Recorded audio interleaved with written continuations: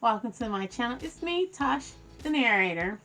So, I want to get off and start that I realized there is an echo when I look at the video, so I do apologize for the echo, but audio, check the welcome back video. But this story is about the post office. I feel sorry if this happened to be you, but this is why you should confirm who you're talking to before you tell any information. Let me get started. So, everyone knows that Amazon is the biggest online realtor out there. So, of course, they ship fast, and that's what their deal is. Hey, 2 day shipping, da da da. So, it have been more than a handful of times that the post office would the post office will say that it's been delivered and it hasn't. And I call Amazon and they say, oh no, it's still at the post office. Then why would they say it's been delivered? And the post office won't deliver for like 5 days. So I got fed up with it because I was waiting for something in particular and it didn't show up for 5 days later, but it said it was delivered and Amazon said no. It's still in their possession, so I don't know why they said they delivered it when it's not delivered. I'm like, all right. So I actually finally contacted, did all the online stuff, made a complaint. Yeah, I was being that Karen today. I didn't care. So I'm like, all right, I did everything I was supposed to. So then I got a call from the local post office, and I'm like, I understand that it's not you, but this is the stuff that's been going on. If I were to drop off some mail, you'll hear workers talking about how they're not going to deliver heavier packages because that's not their job. They just sit there and put a we already came note on there. And I'm like, that's bogus as ever. I'm sitting here explaining to him this information. And he was like, oh man, I'm sorry to hear that. So the $1,000 money order that you lost, that who lost, me or you? We lost your money order, and we're just trying to figure out what happened there. So at this moment in time, I shut my mouth, and he was sitting there telling me how that they lost the money order. They can only refund like $100 back, and what can we do to help justify the situation? And I'm like, that's not me, but I feel bad for whoever that happened to. Because if that was me, I don't know what that $1,000 went to. I'd have been fighting everybody at the post office. Everybody at the post office would have got some hands. You telling me that the post office lost $1,000? And I'm like, I couldn't do nothing but laugh. And it's not even that it's funny. It's just that I can only imagine if that was me.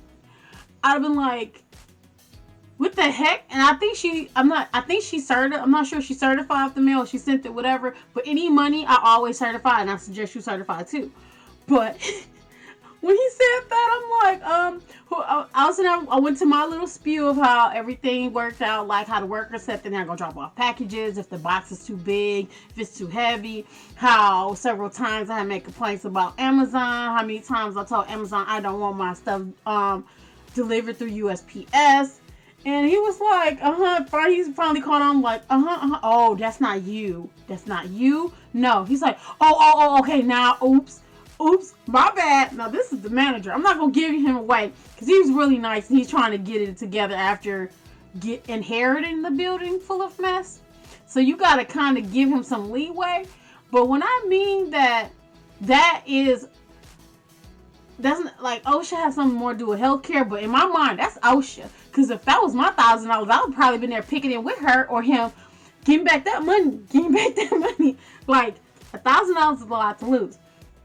So after the whole conversation that we were done, and he was like, "Yeah, I'm trying to get in, whatever. Come say hi, to local, USPS, and hopefully we can gain your trust again and everything else." And I was like, "Yep." The end note that I said, period, point blank. The end note that I said was, I feel bad for that person that lost their money because they finna come kill y'all.